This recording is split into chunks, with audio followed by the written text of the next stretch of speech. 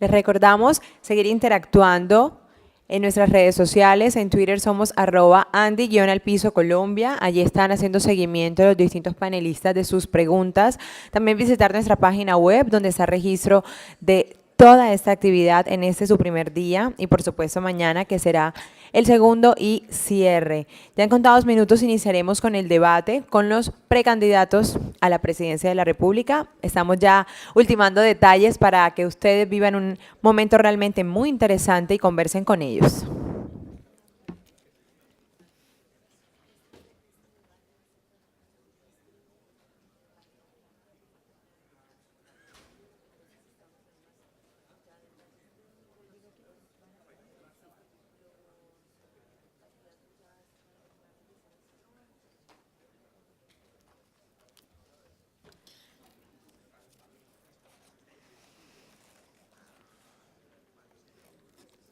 Nuevamente los invito a que interactúen a través de nuestra etiqueta de hoy, que es Colombia Genera, para que de esa forma podamos hablar el mismo idioma y por supuesto los panelistas que van a estar aquí moderando todo el debate puedan transmitir esas preguntas e inquietudes en este momento tan importante en ese primer día.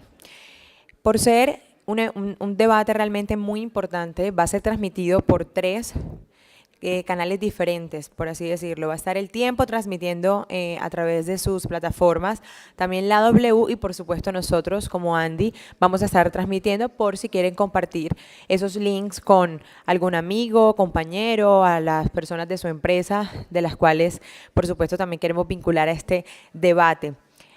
Les voy a contar por ahora quiénes van a ingresar ahorita a este recinto. Nos acompañarán en este debate los precandidatos, el doctor Juan Carlos Pinzón, también el doctor Iván Duque y el doctor Germán Vargas Lleras. Son las tres personas que hoy nos pudieron acompañar en este debate. Precandidatos a nuestra presidencia de la República interactuarán con el director del Tiempo, el doctor Roberto Pombo, y por supuesto la idea es que si tienen dudas, sugerencias, preguntas, las pueden hacer a través de la etiqueta. Únicamente esa va a ser, digamos, la opción, al menos inicialmente en el debate. Así que si tienen preguntas, las pueden estar haciendo en ese preciso instante. Les recuerdo que nuestra red Wi-Fi es Colombia Genera y la clave es Andy para las personas que están llegando, Andy en mayúscula 2018. Agradecimientos también muy especiales a los medios de comunicación que nos acompañan. Gracias por aceptar el llamado, por acompañarnos en este momento importante para nuestro primer día de esta séptima edición de Colombia Genera.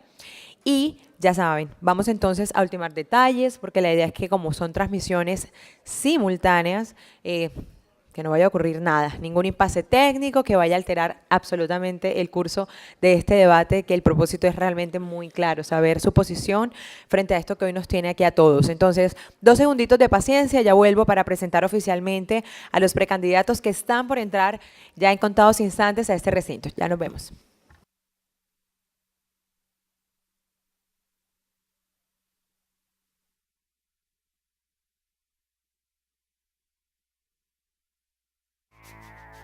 Skip to the bip, my darling. Oh, you look so pretty there. Keep on skipping and keep on bipping. Everybody just step in time.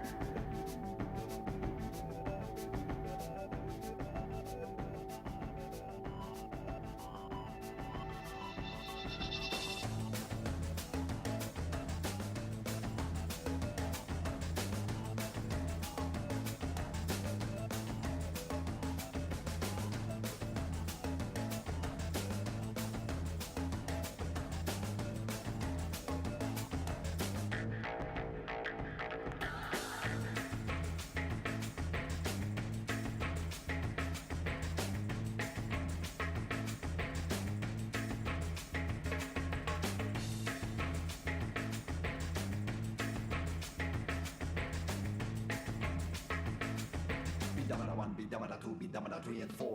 Skip to the bit, let your backbone slip. Take a little trip.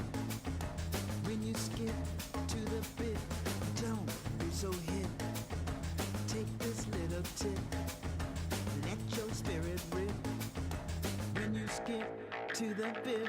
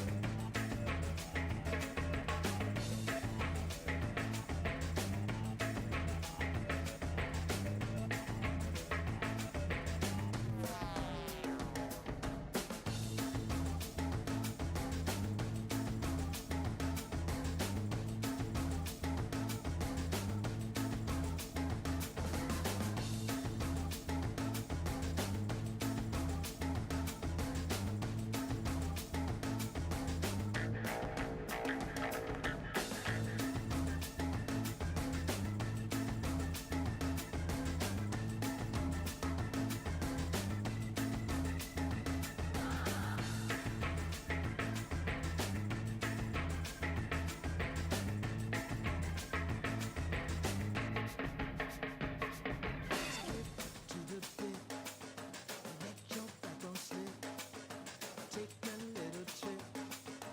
When you skip to the bit, don't be so hip.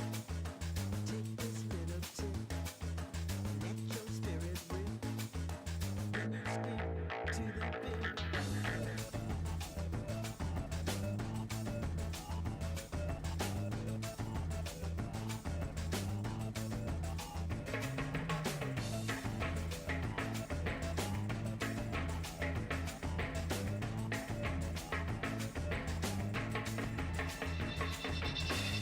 That's right, skip it, son.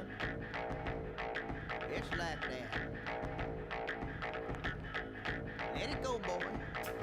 Skip to the bit. Let your backbone slip. Take a little trip. When you skip to the bit, don't be so hip. Take this little tip. Let your spirit rip. When you skip to the bit.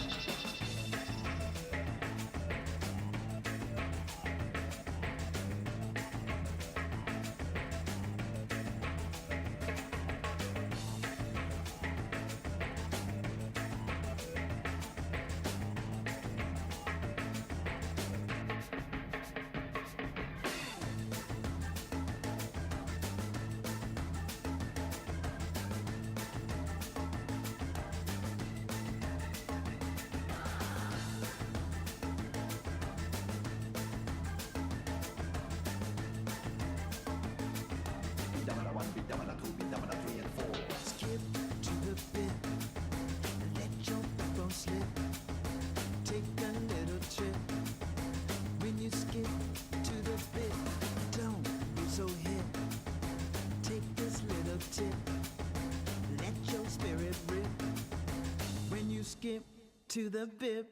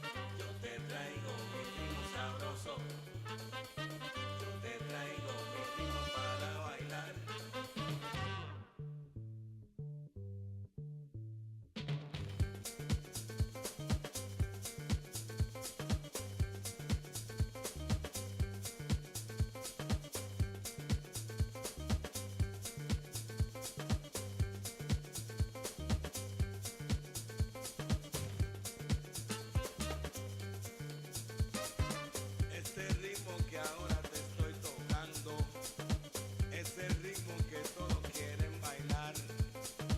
Ya la gente lo piden a grito porque tiene un sabor bien tropical, tropical. Yo te traigo mi ritmo sabroso. Yo te traigo mi ritmo para bailar.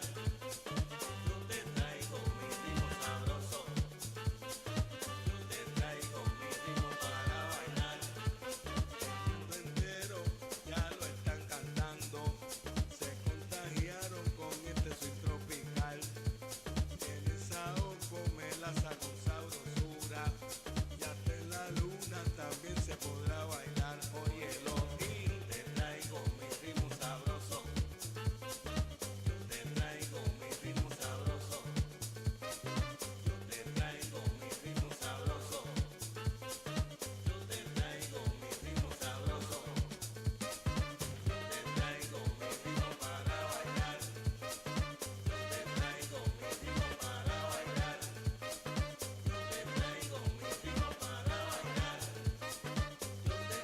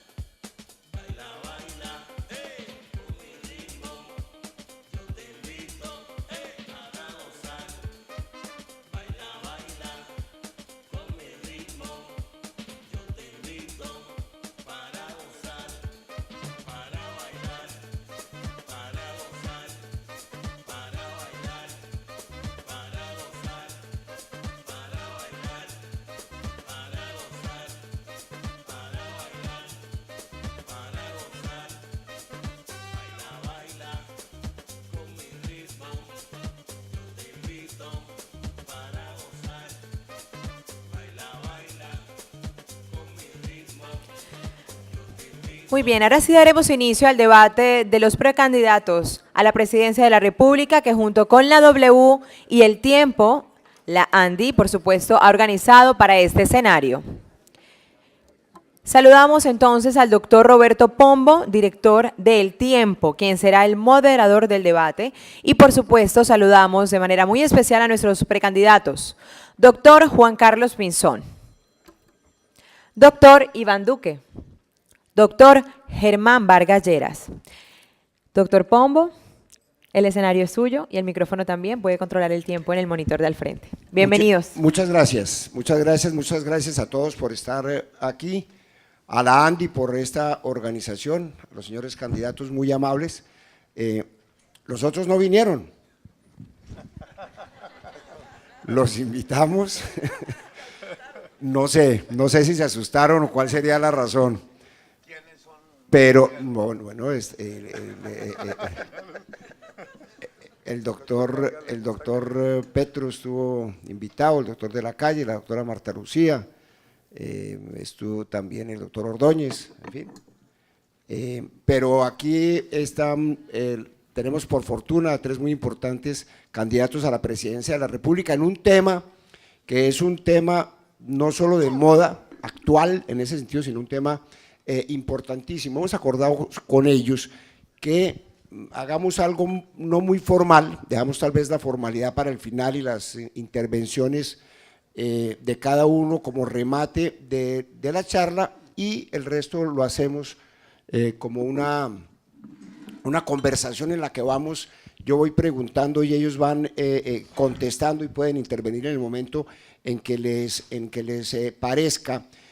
Yo quisiera empiezo por usted, doctor Duque, hablando del tema de la autosuficiencia petrolera. Hemos estado oyendo las preocupaciones del sector petrolero, muy particularmente las de Ecopetrol, hablando de que hay que tomar decisiones muy de fondo ya sobre cómo se va a manejar, cuál va a ser la estrategia de la política petrolera de Colombia. ¿Cómo ve usted el asunto y qué propuestas tiene al respecto? Pues lo primero, doctor Roberto, es plantear que Colombia no es un país petrolero, es un país que tiene potencial petrolero y es un país que logró entre el año 2003 y el año 2010 dar un salto importantísimo de producción de poco menos de 500.000 barriles día a superar el umbral de los 900.000 barriles. Pero tenemos una particularidad y es que nuestras reservas son para menos de 7 años en este momento, inclusive algunos dicen menos de 6, y el 70% de nuestros campos petroleros producen menos de 1.000 barriles diarios. Ante esa realidad, que es una realidad que nos estresa, la pregunta es ¿cuánto se va a requerir del sector petrolero desde el punto de vista fiscal inicialmente? Nosotros debemos tener una expectativa de aproximadamente unos 5 a 6 billones año en los próximos 10 años según las cifras del Ministerio de Hacienda, y para cumplir esa meta el país tiene que agregar por lo menos 2.000 millones de barriles adicionales de reserva. Eso implica que se tiene que hacer exploración, eso implica que se tiene que hacer una producción importante, y ahí es donde nos vamos a encontrar con otros problemas. Los costos de lo que llaman el lifting cost en Colombia es alto, son aproximadamente unos $35 por barril. Y los costos de transporte en Colombia también son altos, estamos hablando en promedio $15 por barril. Ante esa realidad, lo que uno debería decir, ¿cómo vamos a mantener los incentivos para el sector dadas las circunstancias de animadversión que se han generado en las comunidades? Primer tema que yo creo que es importante hacer, reforma rápida al sistema de regalías, y yo estoy planteando que la fórmula sea 50% para las regiones productoras, 50% para el resto del país. ¿Para qué? Para mostrar rápidamente que se puede reactivar, devolverle a las regiones los recursos. Y lo segundo, que nosotros también podamos plantearle a las regiones algo audaz, y es que pueda haber un pago anticipado de regalías, o que se puedan activar anticipadamente obras por impuestos para que la comunidad vea que llega la inversión e inmediatamente llega una solución de carácter social para contener la presión que se están haciendo por parte de varios grupos. Y por otro lado, creo que los dos desafíos que tiene Colombia son, uno, costa afuera, que hay una gran expectativa, y creo que Colombia tiene que seguir apostándole a eso, y lo otro es que antes de hablar de fracking y otras cosas, creo que nosotros seguimos teniendo una posibilidad a través de convencionales que tenemos que agotar. Entonces mi política va a ser, con la reforma a las regalías, incentivar, y cierro con esto. Yo estoy proponiendo que para los costos de transporte busquemos una fórmula, que a precios altos, mayor precio de transporte, a precios bajos, menor precio de transporte, tomando una métrica promedio. Eso nos permite darle también unos incentivos claros a la industria. Y cierro con el tercer punto, la reforma que tiene que ver con las consultas previas, y la que tiene que ver que hay que sacar la ley estatutaria, y la que tiene que ver también lo que yo llamaría una actualización de los códigos mineroenergéticos para que las decisiones regulatorias no la tomen las Cortes. Por ahí empezaría yo. Muy bien, muchas gracias. Y usted tocó dos temas que, si nos da el tiempo, yo quiero volver a tocar específicamente. Uno es el del fracking y otro el de las consultas previas, que creo que cada uno tiene tanto de largo como de ancho. En el tema del autoabastecimiento, doctor Pinzón, muchísimas gracias por venir. Doctor Roberto, muchas gracias. Un placer estar aquí compartiendo con los colegas aquí al frente, pero sobre todo con todos ustedes el día de hoy. Muchas gracias por el espacio y que nos quieran escuchar en un tema que es tan importante para ustedes, para nosotros, para mí como futuro presidente de Colombia, para el país, para los pobres de Colombia. A mí la razón por la que más me interesa el tema de la autosuficiencia petrolera, el tema del potencial minero del país, es porque me pongo a pensar en cuál es la razón por la cual usted quiere gobernar. Usted quiere gobernar es para ayudar a que el país se mueva hacia el futuro. Usted quiere gobernar para que la gente, esos colombianos que necesitan, tengan oportunidades. Y en esto, la industria petrolera y minera de Colombia, la industria energética, es vital, es estratégica, es determinante. Ustedes tienen que ser socios fundamentales de este esfuerzo. Hay gente que no lo está entendiendo así. Hay gente que le está metiendo a esto de una vez ese populismo, que lo que quiere es decirle a la gente que las empresas, las industrias están acabando con el medio ambiente en Colombia. Todo lo contrario. Todo lo contrario. Ustedes pueden ser los mejores socios de las mejores prácticas ambientales y por supuesto el gobierno tiene el deber de ser un buen regulador. Comienzo por aquí porque me parece que estas cosas hay que hacer hoy en día mensajes claros. Necesitamos hacer una gran sociedad entre el sector privado, el gobierno y el pueblo colombiano que encuentre beneficio social en el éxito económico. Ahora, hablando de el tema específico, Colombia necesita, por su tamaño, país de 50 millones de personas, la tercera economía más importante de América Latina. Nosotros tenemos que garantizar que podemos autoabastecernos, lo hemos hecho y lo tenemos que hacer en los años por venir. Y lo tenemos que hacer además porque hay un escenario geopolítico que no es menor. ¿Qué tal nosotros dependiendo del petróleo del señor Maduro? ¿Qué tal nosotros dependiendo de que allá nos abran o nos cierren la llave? ¿Qué tal nosotros necesitando que esto llegue por el Caribe y con el problema que tenemos frente a Nicaragua? Perdónenme que hable de estos temas, pero eso desde el punto de vista del jefe del Estado son los deberes que tiene el jefe del Estado de precisamente no solo hacer esto en términos de desarrollo, oportunidad económica, sino también desde una perspectiva geopolítica y geoestratégica para bien de la nación. Y ese escenario lo estoy viendo. ¿Cómo hacerlo? Yo creo que el tema es precisamente creando el ambiente económico apropiado. Tenemos hoy lo que se llama un government take muy alto, tenemos una legislación bastante confusa, tenemos un problema de coordinación entre las agencias del Estado bastante grande, tenemos un debate ambiental que no debe ser debate. Yo sé que ahora vamos a hablar de eso, doctor Roberto, pero aquí no puede haber dilema esto de petróleo, oro o agua, es petróleo, oro y agua. Ese es el mensaje que tenemos que dar con una visión de desarrollo sostenible supremamente fuerte. Hay que trabajar para reducir los costos que tiene el país. Nos hemos vuelto un país menos competitivo en términos de las industrias petroleras y mineras cuando se compara a nivel internacional. Entonces, estas son las tareas que vienen y seguramente hoy habrá tiempo de referirnos en detalle a esto, pero me parece importante visualizar porque este es un tema estratégico nacional. Muchas gracias. Muchas gracias. Doctor Germán Vargas, bienvenido. Gracias, Roberto, Iván, Juan Carlos. Por supuesto que aquí más o menos compartimos las mismas apreciaciones, pero frente a su pregunta, sí es evidente de que en el marco de esta campaña, y con un criterio muy populista, algunos de los candidatos están planteando un cambio de modelo. Todo el mundo ofrece mejor salud, más vivienda, más infraestructura, mejor educación, con unas promesas y unas metas y unos objetivos bastante ambiciosos. Lo que no están diciendo es cómo se va a pagar eso. Lo primero que hay que hacer es que el país comprenda que no era cierto que nos hubiéramos diversificado como lo estimábamos. Cuando sobrevino la caída en el precio del barril del petróleo, el Estado en solo un año dejó de percibir 20.000 millones de dólares.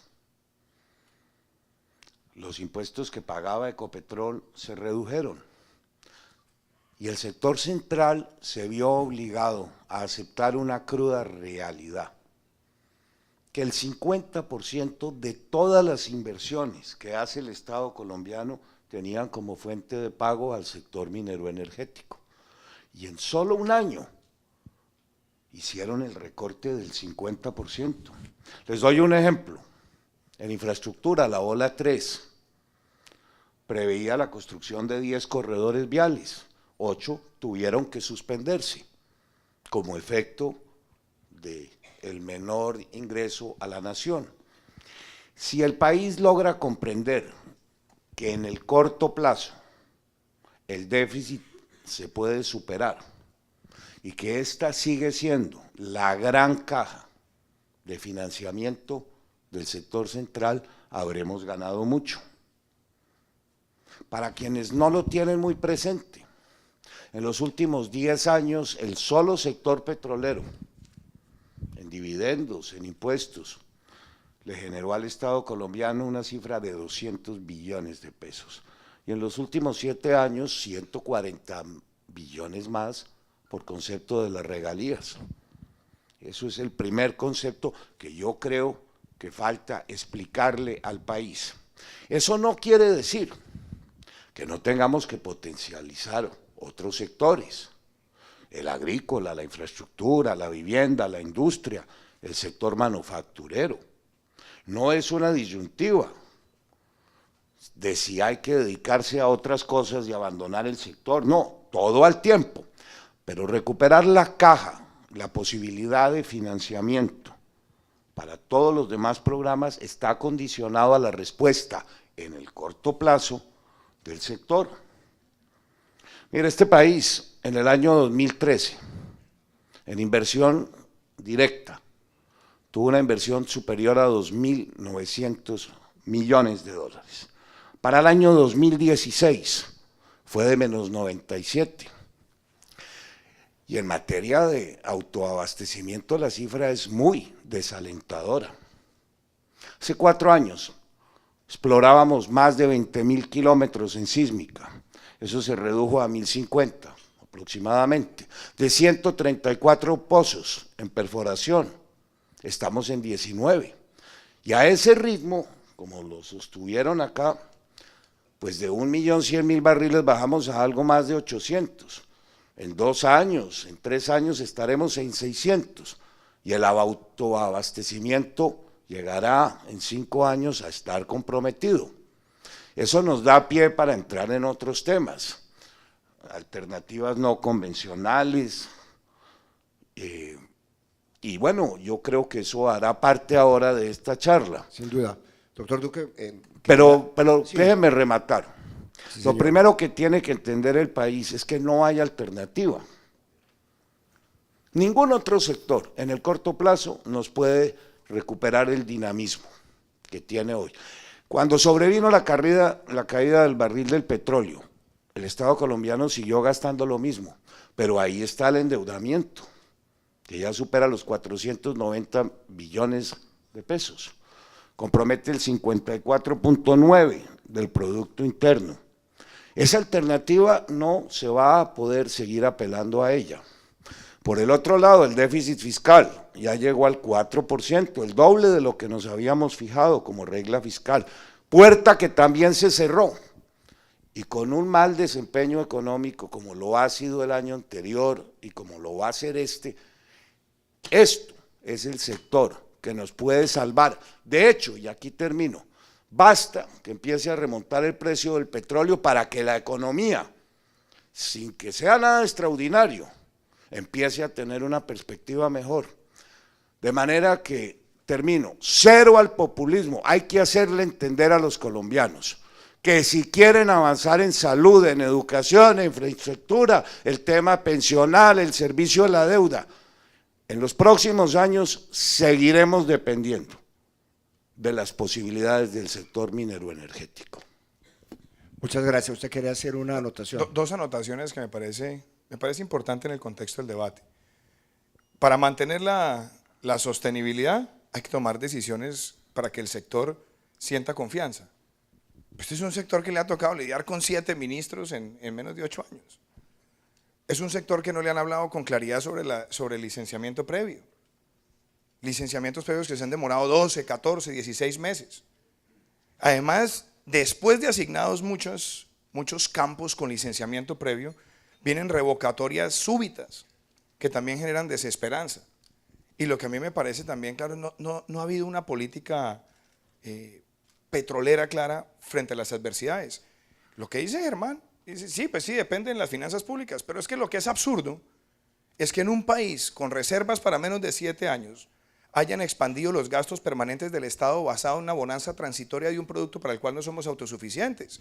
Solamente en subsidios sociales pasamos de 35 a 72 billones en 7 años, haciendo depender el gasto social de una bonanza transitoria de un producto. Eso es una decisión absurda desde el punto de vista económico, y hoy lo que no podemos estar es solamente cruzando los dedos a ver si sube el precio del petróleo.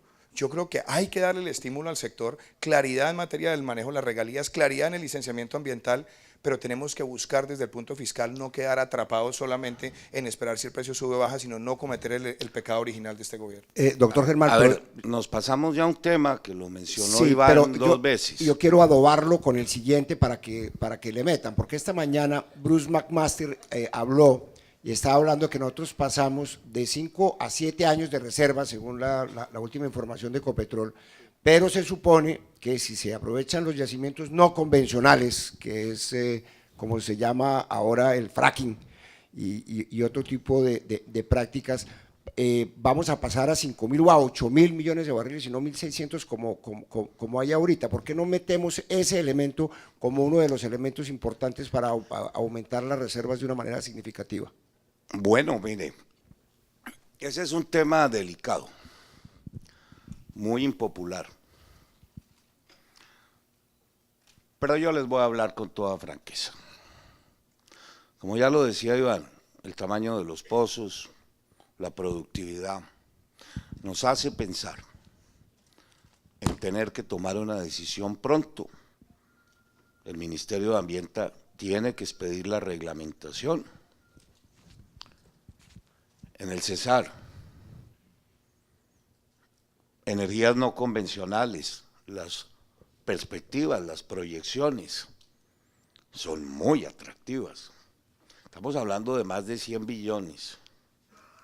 La perspectiva, las proyecciones de barriles que podrían ser recuperados, sacados. Hay que pedir la reglamentación. Pero tanto como es en petróleo, lo es en materia de gas. En el Magdalena Medio me refería a lo de gases en el Cesar, que es otro de los grandes temas. 20 terrapiés, que es en materia de gas, unas posibilidades enormes. Yo creo que el precio del aprendizaje ya lo pagó Estados Unidos. Con una reglamentación adecuada podríamos traer a compañías que den las suficientes garantías e ir pensando en ese frente. No lo descarteo. Muy interesante. Imagínense ustedes si esas perspectivas llegaran a confirmarse en algún grado, lo que eso representaría en riqueza. De manera que yo veo eso con buenos ojos. Y entiendo que Ecopetrol va a ser una especie de perforación tipo sobre ese tema para que todo el mundo esté encima. ¿Usted qué opina al respecto, doctor Pinzón? Mire, Roberto, para mí ese tema del fracking es un tema técnico, tecnológico, y no debería ser una discusión política como se ha querido volver. Y hay que partir del siguiente principio, y hago esta afirmación con enorme compromiso además.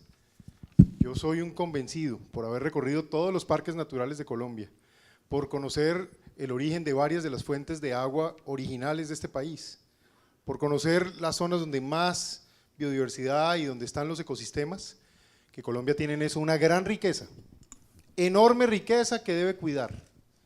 Y como presidente de Colombia les aseguro que haremos un esfuerzo muy grande para que esa riqueza se proteja. Pero la manera de hacerlo es con ustedes, no contra ustedes.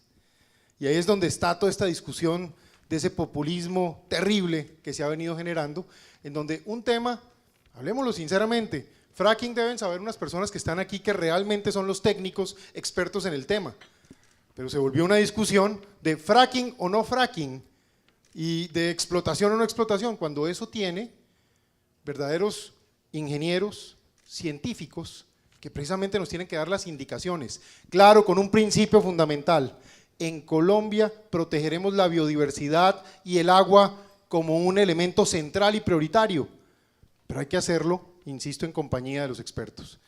Frente al tema del fracking, yo como embajador de Colombia en Estados Unidos tuve la oportunidad de meterme en el tema, por lo menos de hablar con los expertos y de ir a los sitios donde esto se está haciendo, en Texas, incluso en Pensilvania, y de hablar con diversas posturas sobre este tema.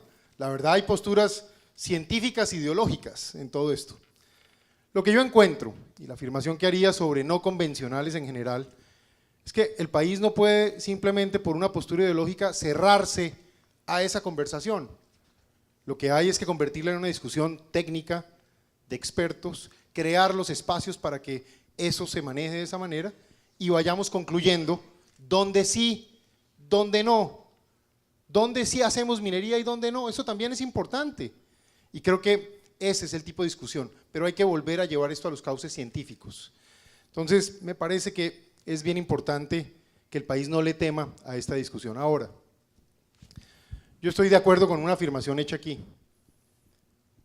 Desarrollar la industria mineroenergética en Colombia y de hidrocarburos no es una opción, es una obligación, es un deber que tenemos, porque si no, es tan simple como que no seremos viables, e incluso si queremos tener una transformación tecnológica hacia la economía verde, tema en el que yo creo que tenemos la oportunidad de movernos hacia nuevas fuentes de energía, de crear fondos de ciencia y tecnología para investigar sobre nuevos asuntos.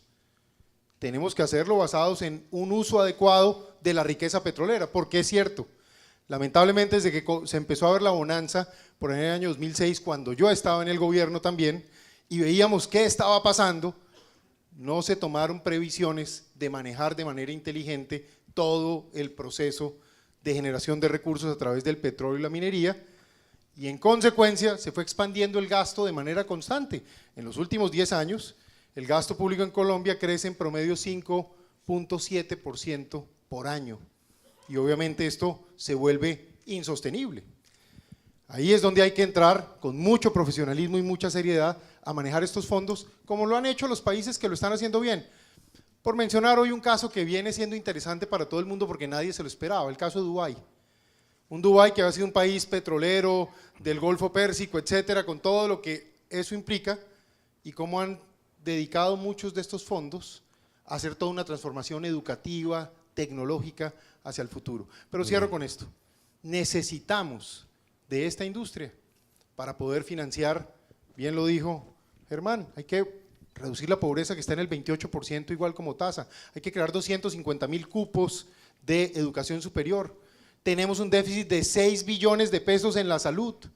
Tenemos que invertir del orden de 60 billones de pesos para poner al día una infraestructura que sigue siendo setentera en Colombia. Ahí es donde están los verdaderos retos y hay que pensar con esa claridad. Como jefe del Estado, yo entiendo esto de esa manera y así es que hay que trabajar. Claro, que si los vamos a regular, sí. Yo no voy a permitir aquí que una empresa se ponga a entrenar lo que no haría en Canadá, no haría en Alemania, no haría en Noruega. Eso sí no se los admito. De una vez se los digo. Vamos a trabajar como socios, socios de buena fe y yo sé que así es. Muchas gracias. Muchas gracias a usted, doctor Iván, el fracking. Gracias, doctor Roberto. Yo también me paro un ratico aquí. Yo veo esto, la discusión a mí me parece que se está llevando a dos niveles absurdos. Por un lado, el populismo, porque el problema del populismo, como lo he dicho en algunas ocasiones, es que quiere tomar leche y comer carne de la misma vaca. Quiere todo absolutamente gratis y quiere también acabar la fuente de financiamiento. Esa es una discusión política retórica. La otra es también caer en la trampa de decir, es que si no es fracking, aquí no se puede hacer más petróleo. Yo diría, la primera discusión es, ¿dónde está el potencial de convencionales que tiene Colombia? Y entonces planteemos el desafío de cómo vamos a desarrollar los convencionales que nos quedan de potencial. Advirtiendo que sí, tenemos el 50% de la producción en la cuenca del Meta, tenemos otro porcentaje en la cuenca del Putumayo, en la cuenca del Bichada, algunas cositas más pequeñas en el Huila, de convencionales. Entonces hagamos bien primero las convencionales y no nos dejemos llevar a la discusión absurda que es la que también se vale el populismo, es decir, es que si no es fracking aquí no hay nada más que hacer. Mentiras. Resolvamos primero esa primera parte de los convencionales bien resuelta. Por eso los costos de transporte son tan importantes en la discusión. ¿Cómo logramos disminuir esos costos que son altos para tener la política energética articulada? Y frente a la discusión del fracking, yo creo que también es muy importante dar esto, no desde la perspectiva solamente fiscal, sino también hablar de lo ambiental y no tener miedo a hablar de lo ambiental y entender las diferencias que tenemos con otros países.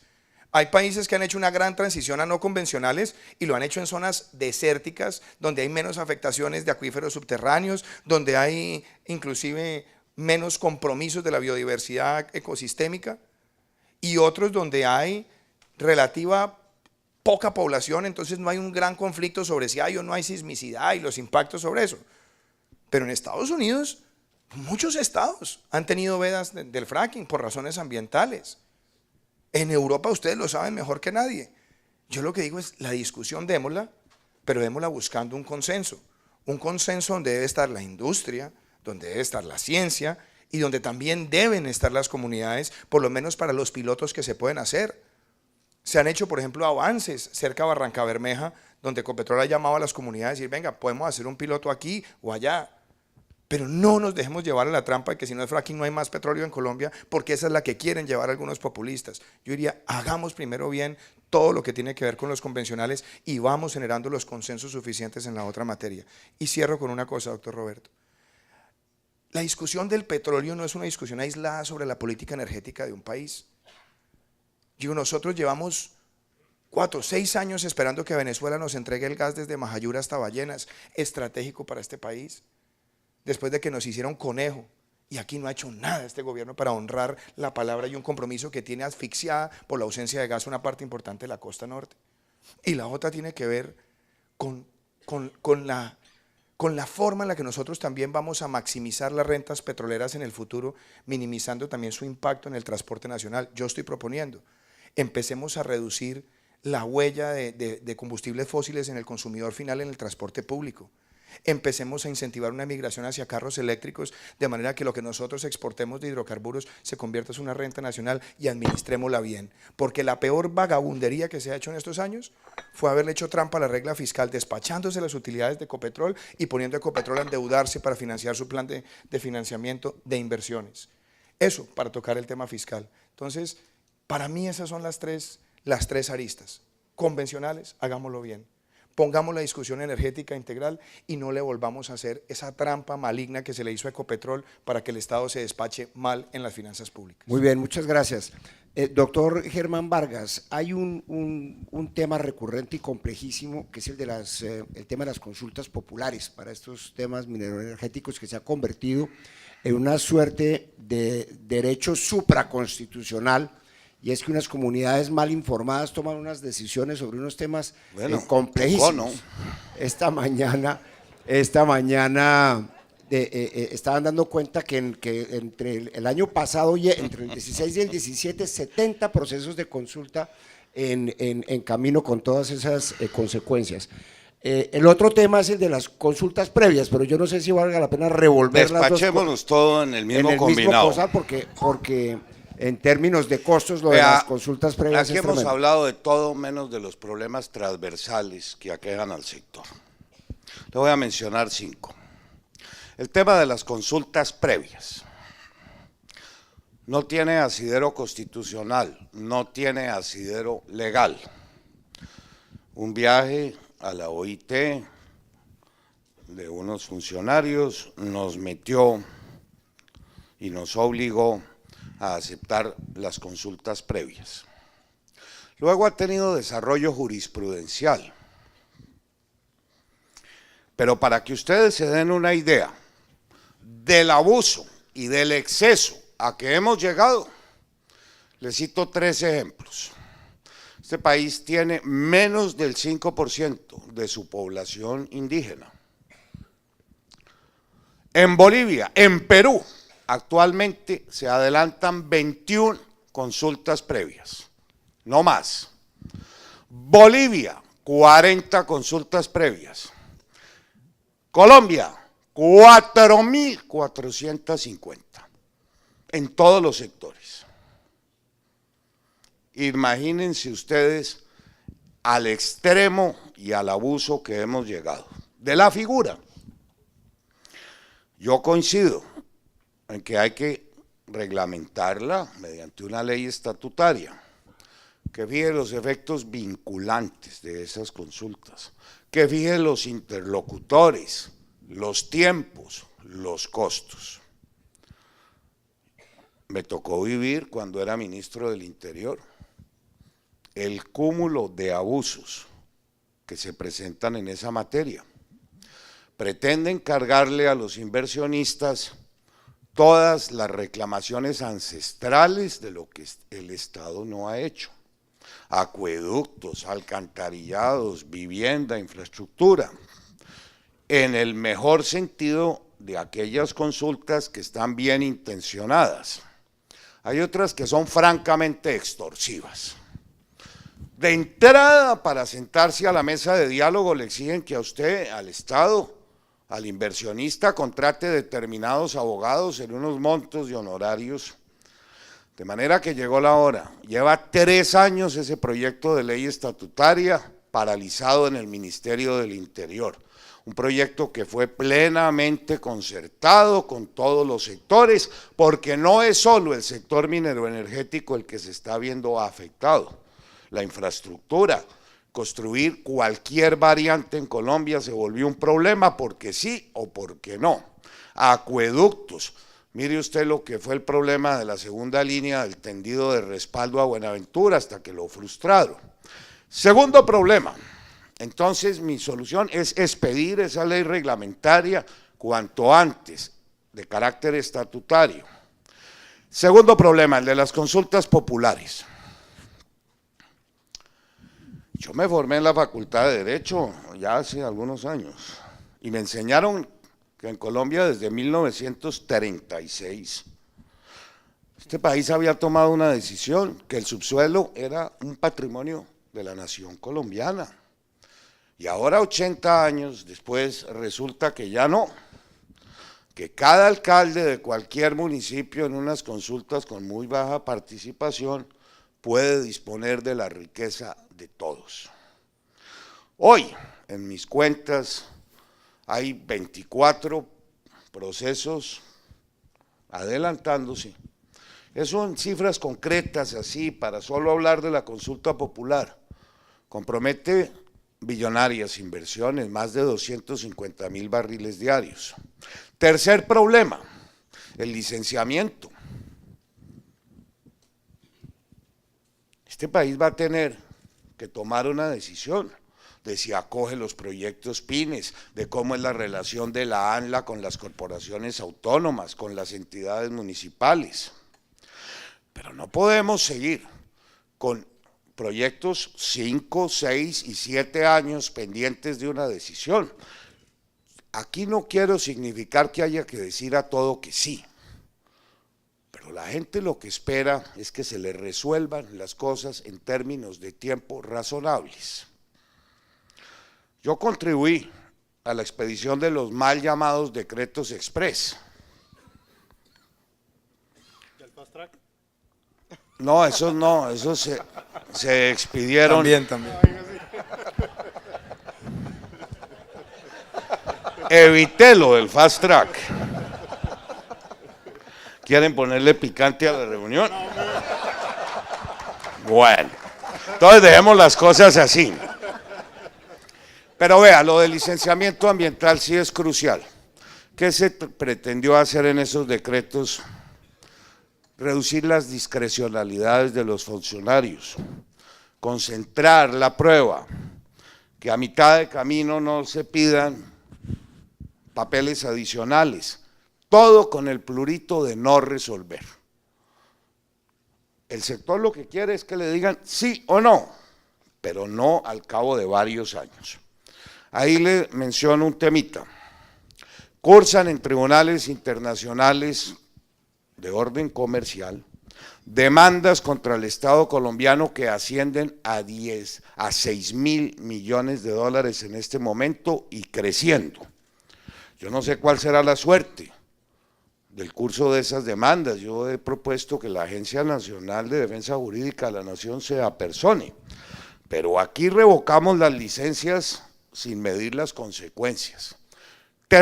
Cuarto problema, la seguridad jurídica. La seguridad jurídica. Mire, lo que estamos viendo hoy en día es que en procesos ordinarios sobre el suelo se está resolviendo asuntos del subsuelo. Eso es un problema de una dimensión enorme. Y el último, pues la seguridad física. El año pasado volvimos a tener 70 atentados a los oleoductos, este año ya vamos en 17. Entonces yo le resumiría, consultas previas, reglamentación y poner en evidencia el abuso. Es que lo que les menciono de la comparación con países como Perú y Bolivia es muy diciente. Consultas populares, inadmisible que después de 80 años estemos todavía en ese debate. El tema del licenciamiento, el tema de la seguridad jurídica y el tema de la seguridad física. Esas son las grandes barreras para todos los sectores productivos en Colombia, no exclusivo del sector minero energético. Lo que pasa es que aquí, en relación con el sector, son mucho más beligerantes. Pero si no solucionamos esos problemas que son transversales a todo el sector productivo, apague y vámonos. ¿Quería usted hacer un comentario? Sí, doctor Iván? sí quiero hacer un comentario porque hay algo muy particular de la historia. Yo creo que estamos de acuerdo en el fenómeno, pero lo que es interesante es mirar la causalidad de malas decisiones. A mí no me dejan a decir que no hay una correlación entre la reforma de las regalías, la caída de precios y el exceso de consultas populares en el país. Y que no hay una correlación también en la reacción negativa de las comunidades frente a las industrias extractivas en el país. Es que este país tuvo un crecimiento vertiginoso durante el 2003 al 2010 en actividad de inversión extranjera minera, petrolera, gasífera, y la teníamos en un momento donde las comunidades sentían confianza.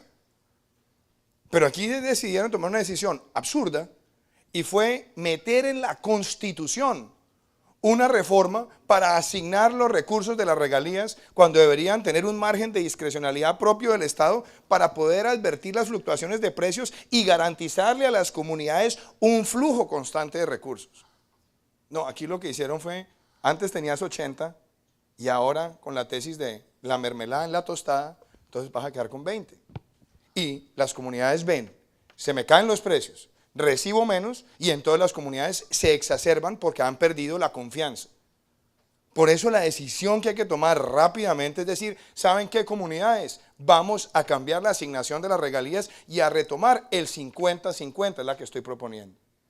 Pero además tiene que haber otra cosa. Las comunidades, como han perdido tanto la confianza, dicen, no, aquí me van a llegar a hacer el proyecto, no le jalo.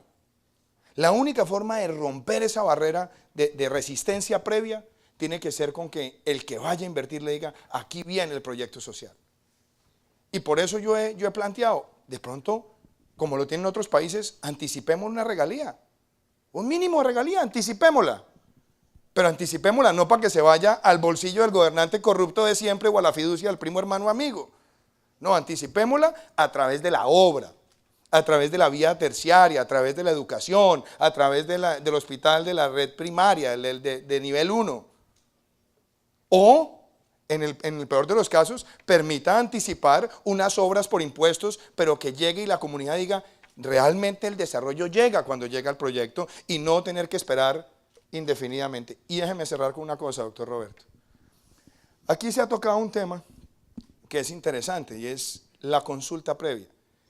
Yo creo que la consulta previa nosotros no podemos convertir en un enemigo. La consulta previa es un desarrollo que va a ser inevitable en el mundo y a muchas multinacionales se les van a empezar a aplicar desde el lugar de origen, a exigírselas, el convenio 169 de la OIT. Yo lo que digo es, tengamos licencia previa, pero no licencia eterna. Un tiempo perentorio para que el licenciamiento no se demore más de 6 meses, estandarizando muy bien la práctica. Y eso sí, una vez asignada, entonces que no vengan a hacer la revocatoria. Y la consulta popular, que esa es la otra.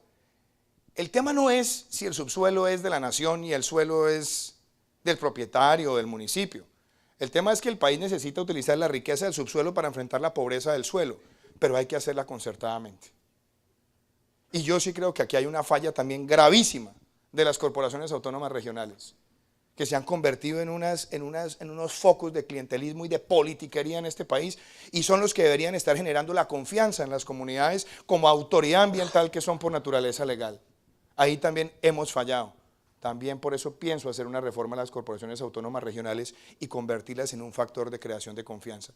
Pero que le quede claro a la industria, si queremos recuperarla, anticipemos o la regalía o el pago de obras por impuestos, tengamos el 50-50 y permitamos esa concertación con las comunidades. Gracias. Muchas gracias. Yo tenía como separado el tema de las regalías, pero veo que se ha venido tocando aquí más o menos en todo, pero queremos oírlo sobre el tema de las consultas previas. Doctor Pinzón. Muchas gracias, doctor Roberto. Son dos temas diferentes, consultas previas, consultas populares. Me parece bueno que eso se aclare. Ustedes lo saben, pero a veces la gente mezcla las dos cosas. Haría el siguiente comentario. Tema de principio. Yo creo en consultar a las comunidades. Yo creo en consultar a las comunidades. Yo creo que uno sí tiene el deber de, si va a hacer una intervención en un área, de preguntarle a esa comunidad qué piensa y de contarle qué le va a pasar y de mostrarle el beneficio y la prosperidad que se le puede generar. Yo creo en eso. Se los digo, este es un tema para mí de principio. Eso es fundamental para una democracia, que uno crea que deben existir mecanismos. Ahora, el problema de los mecanismos es que se pervierten, alguien se los toma, los penetran por razones políticas, los penetran por razones de corrupción, y el mecanismo se ha ido pervirtiendo. Otro tema de principio frente al tema de la consulta previa. Yo creo que ese es un deber del Estado, no una transferencia que el Estado le debe hacer a las empresas. Ahí es donde hay un tema gravísimo, porque termina la empresa teniendo que lidiar con los asuntos del Estado y manejando una comunidad y el Estado jugando a ser el árbitro. ¿Yo por qué les cuento esto? Es que a mí me tocaba ser el árbitro. Es que yo he estado en buena parte de sus pozos petroleros, en buena parte de las minas, en buena parte de las torres de energía, ahí paradito, manejando precisamente este tipo de situaciones. Y hay que ponerse un poco la mano en el corazón, y hablo primero como Estado. Para mí era muy delicado lo que me pasó en el Putumayo. Llegué yo a Puerto Asís y tenían parado totalmente la extracción de petróleo. Claro, las FARC ahí metidas, aprovechando la situación, volando el oleoducto, quemando carros, etc. Entonces llegamos, se hizo una intervención, pero lo siguiente que hace uno es sentarse con la comunidad. ¿Y aquí qué hay? ¿Qué es lo que pasa? ¿Cuál es la realidad de esto?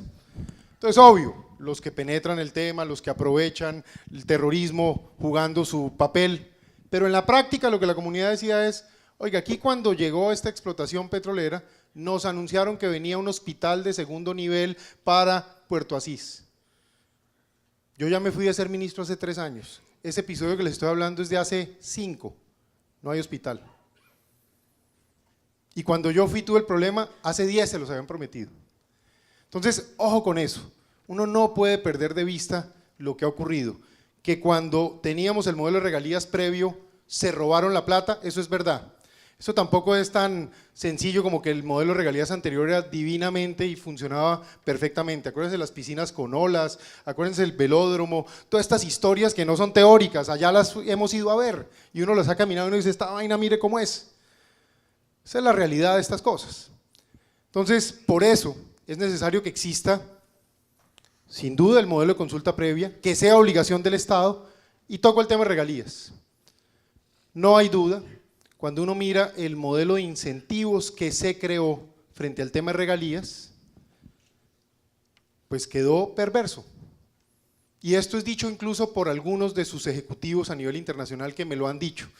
Estando ahí en Estados Unidos se acercaron y me decían, mire, es que no hay forma de que la gente sienta que no le queda nada. Antes no le quedaba nada porque llegaba la regalía pero se robaban la plata. Ahora es porque ni siquiera llega y los que roban entonces son los que más promueven lo que se generó. Ya no es consulta previa, ahora es consulta popular, el siguiente proceso. Son esas consultas populares las que, bien señalaba Iván, se han masificado a la luz de esta idea. Promovidas por políticos locales, hay que decirlo, esto no son las comunidades ingenuamente, penetradas por organizaciones asociadas al ELN y las FARC, no se equivoquen, eso es así, y por supuesto creando una nueva situación de orden público y de soberanía nacional, ni más ni menos. Entonces, como presidente, muy rápido. Primero, yo voy a asegurarme que tengamos una capacidad institucional, interinstitucional, para que frente a los proyectos el Estado juegue el papel de ayudar a que los proyectos estén llave en mano. Pero segundo, ustedes van a tener que hacer obras por impuestos y van a tener que demostrar que esas comunidades se van a beneficiar en materia de educación, de infraestructura, de salud, por un acuerdo previo que se hace previo a la explotación. Es la manera donde todo el mundo va a ganar y vamos a poder avanzar. Por el otro lado, frente al tema de las consultas populares, yo sí creo que el gobierno tiene que tomar una posición con pantalones, clarita. El subsuelo es del Estado y no se pueden hacer ese tipo de consultas y el Estado tiene que poner unas reglas de juego. Claro, hecha la modificación de la norma de regalías.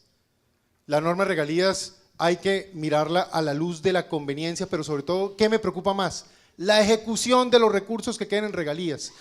Yo pienso desplegar a Planeación Nacional a 5 capitales en Colombia, para que estén precisamente planificando en sus áreas de influencia cómo ejecutar proyectos y recursos. Me excusa, Roberto. No, señor, tranquilo. Un comentario pertinente sobre algunos temas que aquí se han mencionado. Aquí en esta propuesta del documento que estuvimos estudiando, vemos que lo razonable, lo posible, es sin duda mejorar las regalías de los entes territoriales que produce. Nosotros estamos sugiriendo subirlo de un 20 a un 30. Ideal, lo que menciona el doctor Duque, que pudiera ser el 50. Eso en el Congreso es imposible. Ya acostumbramos a todos los entes territoriales a tener un mayor margen de inversión. La rever es muy difícil de lograr. Que pedirle al Congreso, que en su gran mayoría está representado por entidades territoriales, no petroleras, no carboneras, que ahora renuncien a un margen que yo lo estimo en el 10%, es algo muy poco practicable. Estamos de acuerdo en el concepto básico, hay que crear un nuevo incentivo. Lo que yo difiero es de la posibilidad que aquí se menciona de que sea del 50%. Segundo punto, hay que acabar con los OCAT municipales. Se inventó un sistema burocrático que, óiganme bien, los OCAT municipales le están costando anualmente a este país 350.000 millones de pesos en su funcionamiento. Para que un proyecto tramitado en un OCAT pueda empezarse a ejecutar, es 1 año y 4 meses. De manera que eso es un tema relevante, porque las regalías, para que se puedan traducir en realizaciones, toman un tiempo, una cosa burocrática absurda. Nosotros hemos señalado que además eso tiene que simplificarse. Con las regalías y los OCAT, lo que se quiso fue tener grandes proyectos de impacto regional. Y eso se tradujo en que la gran mayoría de ellos resultaron iniciativas de menos de 1.000 millones de pesos, desvirtuando lo que era un sano propósito, de que las regalías se tradujeran en proyectos de impacto regional significativos, de manera que todo el criterio con el cual se definió la intervención de planeación de las autoridades territoriales ha demostrado ser un fracaso. Entonces, todo eso contribuye. Si no se ven los proyectos, si son difíciles de tramitar, si son difíciles de ejecutar, lo mismo que pasó en Colciencias, si no están bien estructurados, pues no se ven los beneficios. Algo adicional a lo que dijo el doctor Luque.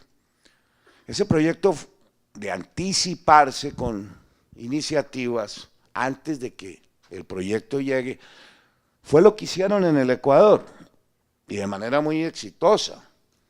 Se convenían las consultas, se definían las compensaciones ambientales y sociales, había una agencia nacional que se anticipaba a ejecutar lo convenido, y ya cuando llegaba el proyecto, ya el ambiente era súper atractivo, invirtieron el proceso. Aquí llega un proyecto, luego llega la consulta y empieza la extorsión. En el Ecuador, que es un país tan complejo, invirtieron, llegaron al punto, eso en épocas de Correa, a que todas las regiones solicitaban las inversiones, porque era la manera de progresar, pero anticipándose a la entrada del inversionista. Y algo final, pymes. Aquí introdujimos la modalidad que también la tienen en otros países, de proyectos de interés estratégico de la nación colombiana. Yo quiero mencionar una propuesta porque me parece muy relevante, y no solo para el sector minero energético, sino para otros. Ya que estamos hablando del Ecuador y de cómo resolvieron el tema exitosamente de las consultas previas, qué importante sería para Colombia que el concepto de proyecto de interés estratégico de la nación tuviera un rango constitucional, operara en todos los niveles, en los niveles del licenciamiento, por ejemplo, declarado un proyecto de interés estratégico de la nación colombiana, la competencia será nacional para el licenciamiento. En el ordenamiento territorial, en todos los aspectos, este país no se puede dar el lujo de seguir con todos los sectores productivos, no solo el minero energético, que es, digamos, el que uno pensaría es más hostil. Tenemos la mitad de los corredores viales sin poder iniciar las obras, también por problemas de consultas, de licenciamiento, aún en carreteras que son adosadas, se presentan en el sector eléctrico, se presentan en temas amigables como la vivienda, el agua. No le digo, Roberto, que tenemos 4.500 consultas sin resolver. No hay sector que no se vea afectado, pero quería dejar estos puntos. Primero, la observación sobre lo que es real en materia de regalías. Segundo, una crítica al sistema de los OCATs. Tercero, en este país tenemos que acoger las buenas prácticas y el concepto de proyecto de interés estratégico de la nación me parece que debería tener un anclaje constitucional para priorizar aquello que puede llevar al país adelante. Y el cuarto tema, el de delimitar el campo en el cual se pueden invertir las regalías. Porque es que aquí a la región Caribe le dijeron que con las regalías le iban a hacer el tren de Santa Marta, Barranquilla, Cartagena, le iban a hacer el proyecto aquí del Canal del Dique. Bueno, unos sueños, y todo eso, a la hora de nona, terminó dilapidado en proyectos de menos de 1.000 millones de pesos. Entonces, el efecto real de las regalías no terminó percibiéndose en las comunidades. Era mi punto de vista. Muy bien, muchas gracias. Ya vamos a empezar medio a redondear. Al final ustedes tendrán la oportunidad de hacer un remate. Hay unos temas que se han tocado más o menos lateralmente y que aparecen un poquito como obvios, pero que en la práctica no lo son tanto.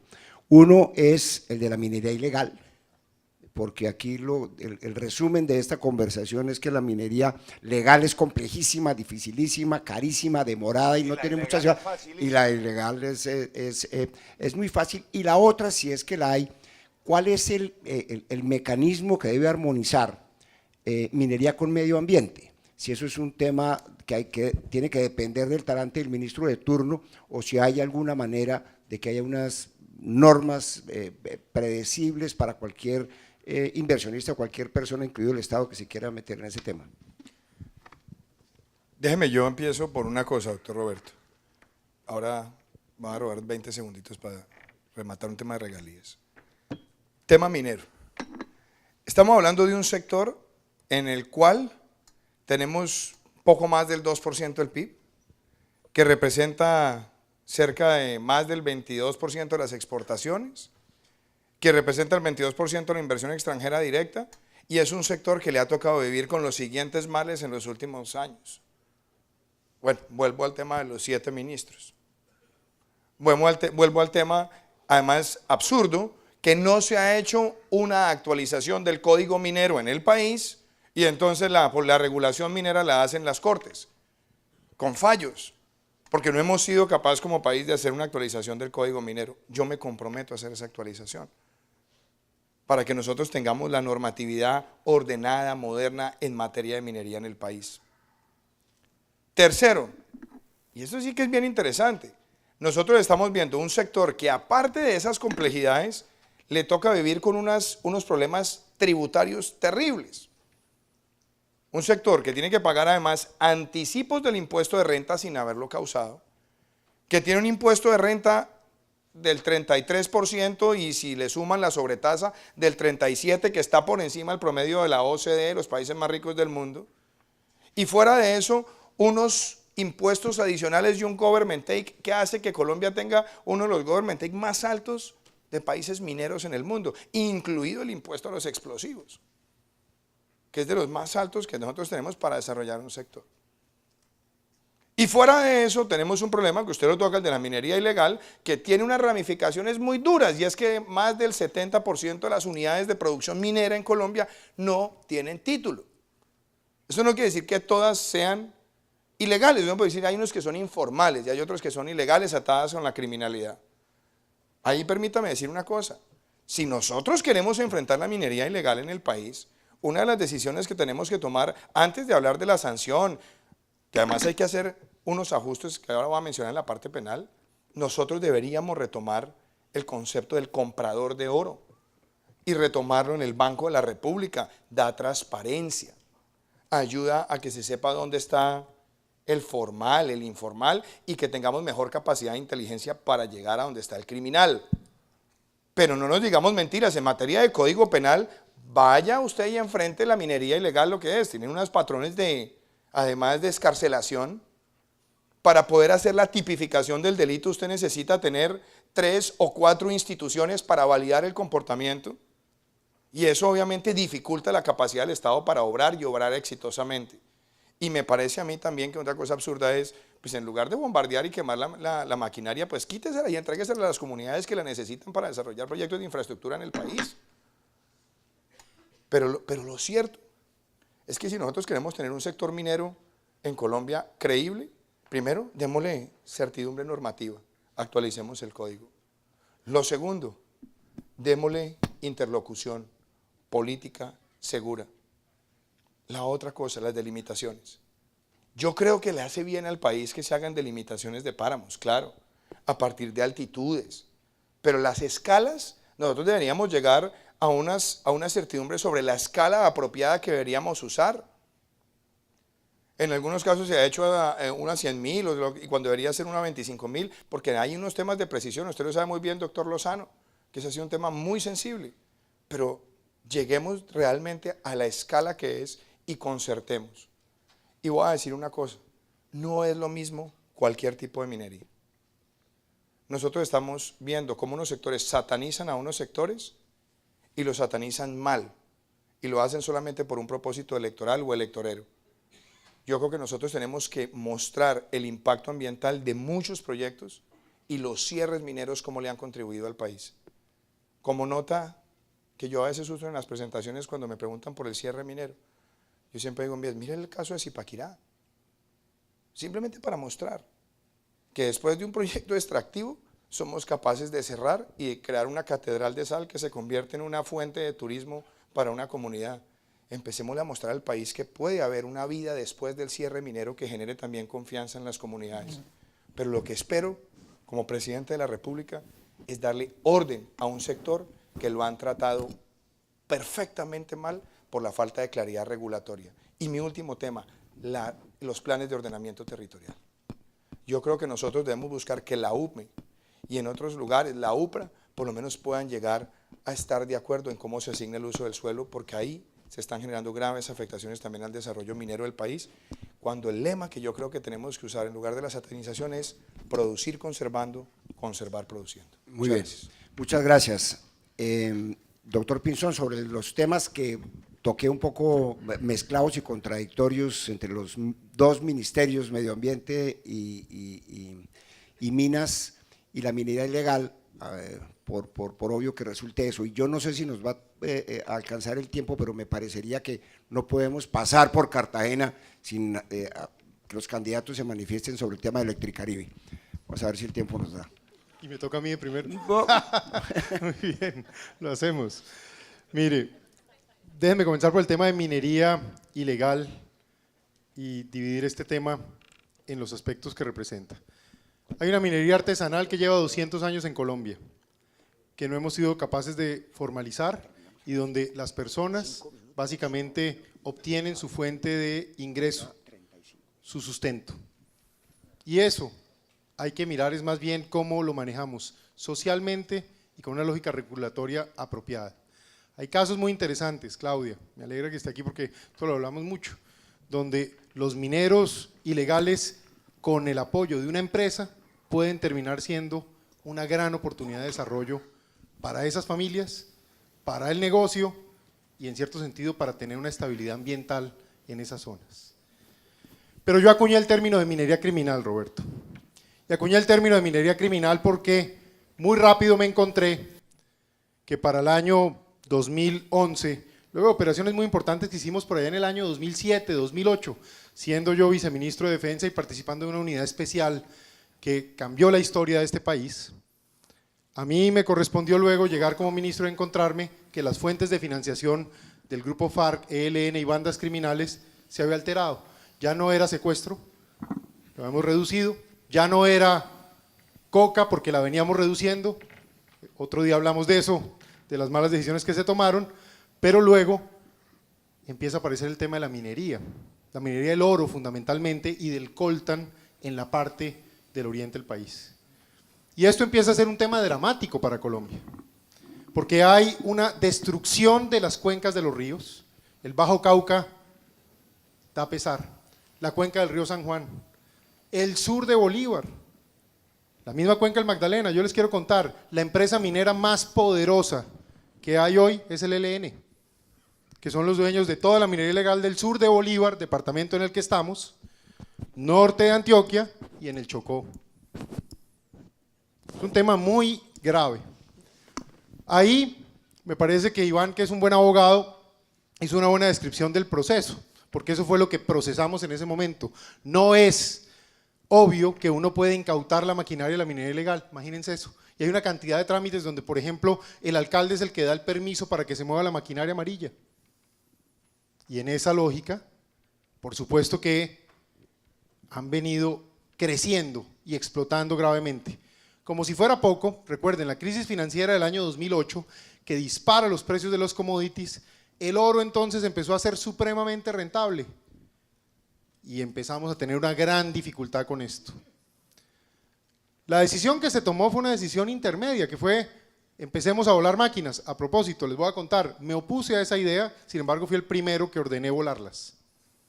Y me opuse porque creía que lo mejor era que me dieran las herramientas jurídicas para poder incautar y entregar en decomiso a instituciones que pudieran hacer buen uso de eso. No fue posible, se llevó el proyecto de ley al Congreso de la República y el Congreso no procedió con el tema. Entonces empezamos a actuar con esa firmeza frente al tema de la minería criminal. Ahora, aquí sí hay un tema de fondo y creo que ya lo mencionaron todos. A mí me tiene muy preocupado este tema que varias organizaciones ambientales penetradas por el ELN, las FARC y bandas criminales que buscan proteger sus rentas, que no lleguen empresas formales, han convertido todo el tema del medio ambiente en contra de la minería formal institucional y en cambio nada se dice sobre esa minería criminal. Y ojo, de los retos que va a enfrentar el próximo presidente de Colombia. Por eso esto hay que conocerlo, hay que saberlo y hay que conocer todas estas intríngulis y estas organizaciones por dentro y cómo son, cómo operan. Va a ser ese precisamente, cómo se mantuvieron rentas de las FARC asociadas a esto, ahora llaman disidencias, el ELN que no suelta porque sigue siendo una gran estructura minera en ciertas zonas y esta discusión del medio ambiente complejo. Yo me voy a saltar este punto para decir, esto hay que enfrentarlo. Usted me preguntó por el tema Electricaribe. ¿Quiere que comience por sí, ahí? No, suspendamos Dejamos aquí, terminemos Germán. el tema de la ronda y en la próxima hablamos de Electricaribe. Vale, vale. Oiga, pero siempre me deja de último, Roberto. ¿Qué? No, está de primero. Me obliga a tener que coincidir en muchos puntos de vista. Bueno, Yo pues eso no es tan también grave. participo de un mayor control a la maquinaria amarilla, ya lo mencionaron. Creo que hay que establecer un mayor control a los precursores, en este caso al mercurio y al cianuro. Eso está manga por hombro. También coincido que regular el mercado de la compra de oro. Pero en esto, como pasa en muchos otros sectores en este país, desafortunadamente, todo el aparato del Estado, para no extenderme, está siempre focalizado en lo formal.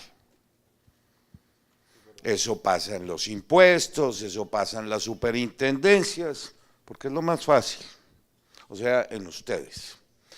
Simultáneamente, no hay ningún tipo de actividad eficaz contra la ilegalidad, que sobrevolar el Chocó, eso ya parece un queso Gruyère.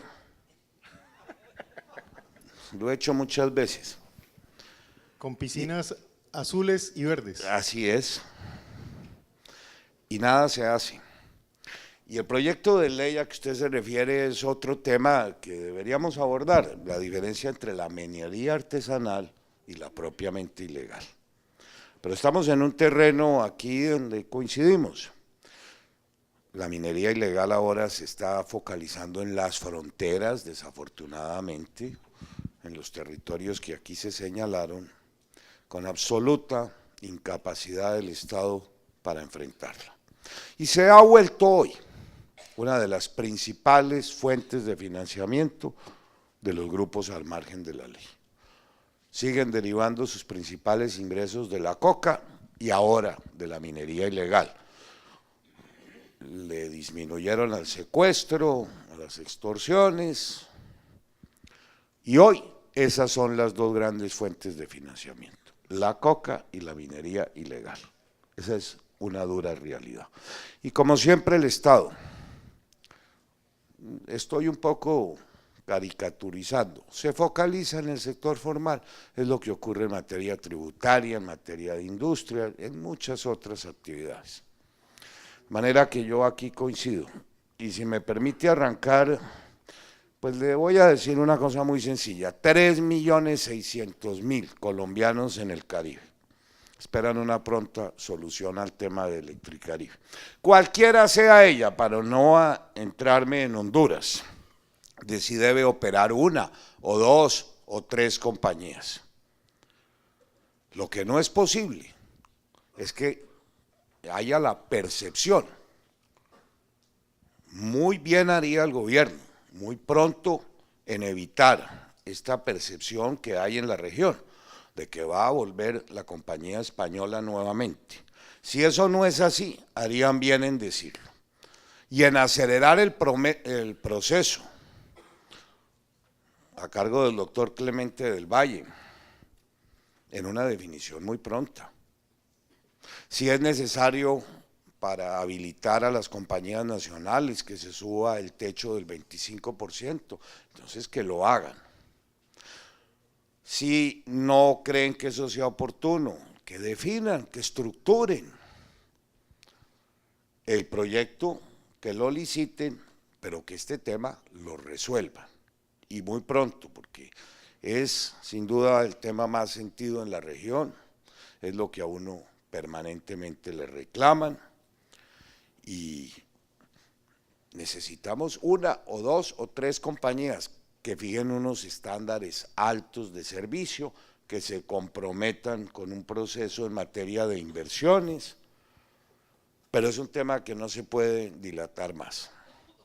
Bien sea que haya que tramitar una ley subiendo el techo, bien sea que no se haga y que se invite a nuevos actores, pero yo diría que ahí está el quid del asunto. Y lo primero, que le digan a la región Caribe que no se está contemplando ni siquiera la posibilidad de volver a traer a la firma que operaba el servicio en años anteriores. Pero esto no da mucha más espera. Es como mi opinión así. Sí, muy señor, rápidamente. muchísimas gracias, doctor Iván. Yo voy a hacer un poco lo mismo, cerrar un tema del anterior y pasar al de Electricaribe. A mí me parece que, y está bien, bueno, esto es una discusión a veces rara, pero Germán, por ejemplo, habló del tema del mercurio. Está bien.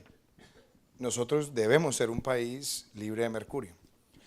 Hace 9 años hicimos el plan de 10 años para que Colombia fuera un país libre de mercurio. Responsabilidad que se le entregó a las CAR. No han hecho nada. Nosotros firmamos el convenio de Minamata para que Colombia fuera un país libre de mercurio en el año 2017. No se cumplió. Si queremos nosotros también enfrentar la minería criminal en Colombia, yo sí creo que ese tiene que ser un tema prioritario en la agenda. Ni se le asignó plata, ni responsabilidad, ni acompañamiento, ni nada. Ahora, hablemos del tema Electricaribe. Yo veo un problema en la mitad. Sí, hay un problema de la prestación del servicio, hay un problema de la calidad del servicio, hay un problema de impagos, hay un problema de deudas acumuladas, pero hay algo. Cuando el problema empezó a brotar, se crearon por allá a finales del año 2009 o 2008 los fondos de compensación para tratar de amortiguar una situación que había de riesgos de pago en la población más vulnerable. Esos fondos se articularon, pero después dejaron seguir el problema crecer. Vinieron unos fallos donde, a pesar de circunstancias de impago, no se podía desconectar el servicio. Y entonces se fue creciendo el déficit, y adicionalmente tampoco se hicieron los planes de expansión de inversiones para garantizar la continuidad del servicio. ¿Dónde estamos hoy? Hoy estamos con una intervención que se hizo, mal hecha además, porque dijeron, bueno, papá Estado llega y toma la posesión de la empresa. Muy bien, ¿qué ha mejorado hasta ahora? ¿Cuánto llevamos desde el momento en que hicieron la intervención? ¿Qué ha mejorado? ¿Hicieron algún plan de inversión? ¿Mejoraron la prestación del servicio? ¿O por el contrario lo que están es incubando un mal aún mayor? Con otro elemento, Germán, metieron una demanda. Tenemos un costo litigioso enorme ahí de por medio y a eso súmele que el plan de inversiones de Electricaribe a 10 años asciende a 7 billones de pesos. Y quien vaya a entrar a operar solamente tiene capacidad para que la empresa sea viable de poner 3.5. Es decir, papá Estado o alguien tiene que pagar 3.5 billones de pesos en este momento. De eso se trata la discusión. Ahora la pregunta es, suena fácil decir, no, bueno, que le liciten y que aparezcan los compradores. Díganme, ¿cuántos compradores van a llegar a comprar una empresa en un litigio de miles de millones de dólares, además en el Banco Mundial, en ICSID, y además con el riesgo de que el fallo sea adverso? ¿Quién le compensa? Dígame, ¿qué banco o qué aseguradora le garantiza a una empresa, tome y le pago la contingencia en caso de que usted pierda el litigio? Entonces yo creo que no podemos poner el tema tan facilista. Yo lo que creo es la postura que hay que tomar en este momento, es decir, exactamente dónde está el corte. Si definitivamente no quiere ser más, no vamos a tener más a la compañía española ni ahora ni mañana, entonces digamos de una vez, cortemos cuáles son las pérdidas y sepamos cuánto le va a costar al fisco. Y ahí sí abramos el proceso. Pero también voy a decir una cosa, si queremos que entren operadores locales, acá también nos va a tocar levantar los techos de cuánto puede acumular operadores de mercado para que entren las compañías más eficientes. Porque lo peor que le puede pasar a Electricaribe es que volvamos a repetir la tragedia de los años 80, donde entonces se fragmenta esto en pequeñas prestadoras que terminan siendo las compañías al servicio de las clientelas políticas. Muchas gracias. Ese tema de Electricaribe, a mí me tocó vivirlo hace unos 15 años, cuando yo era banquero de inversión y se le vendió a Houston Industries. Y a mí me tocaba un poco participar de la estructuración de ese proyecto. Después se lo vendieron a los españoles, un poco el proceso que se dio. Por eso yo arrancaría por decir, lo primero que hay que entender es que este es un problema estructurado, financiero, y que hay que buscarle una solución ordenada. Este es otro de esos casos que lamentablemente, siendo un proceso estructural complejo, se volvió una discusión política y casi que hoy hay presiones políticas para hacer una cosa u otra y se han ido perdiendo los grados de libertad. Aquí va a tocar buscar un Bruce McMaster para que maneje eso. Bruce, yo sé que usted está como en la Andy, pero alguien de ese tamaño va a tener que meterse No se en deje eso. nombrar, Bruce. ¿Ah? ¿Por qué? Porque se requiere un banquero de inversión de verdad, pero que le duela la costa y que pueda dar una respuesta a largo plazo bien estructurada. Y eso es lo que le viene al tema Electricaribe.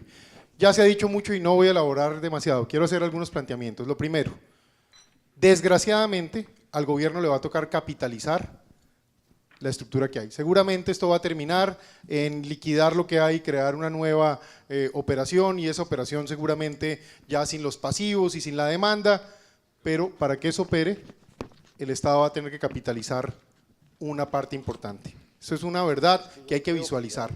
Luego el presidente que llega con esa contingencia y llega con esa realidad económica. Segundo, yo creo que es conveniente tener varios operadores. Hasta por un tema de competencia, es conveniente que haya varios operadores en el sistema. Lo tercero, hay una gran oportunidad para el Caribe colombiano, nuevas fuentes de energía, nueva financiación. ¿Qué quiero decir con esto? El Caribe colombiano tiene ventajas para el tema de energía solar y para el tema de energía eólica. Esta puede ser la gran oportunidad histórica para que aparezcan unos jugadores que estén dispuestos a desarrollar estas tecnologías y que se vuelvan parte del sistema de operación del Caribe colombiano. Lo que no puede pasar, valga la redundancia, es que no pase nada. Y la explicación tiene que ver no solo con los 4 millones de habitantes del Caribe colombiano, las familias, las personas, que a propósito hay que reconocer, tiene que darse todo un tema también cultural de manejo del consumo y del uso de la energía y el pago necesario para cualquier modelo. incluyendo si es que el Estado lo va a subsidiar, pero eso hay que evaluarlo para que funcione. Y ahí los gobernantes locales van a tener que hacer un papel de liderazgo público y social muy importante. Pero lo otro es la competitividad. Cuando uno va a Barranquilla, o aquí en la misma ciudad de Cartagena, hay grandes empresas colombianas, internacionales ubicadas, pero todas pagan unos costos de energía altísimos, porque tienen que tener una redundancia que no es redundancia, es la energía original.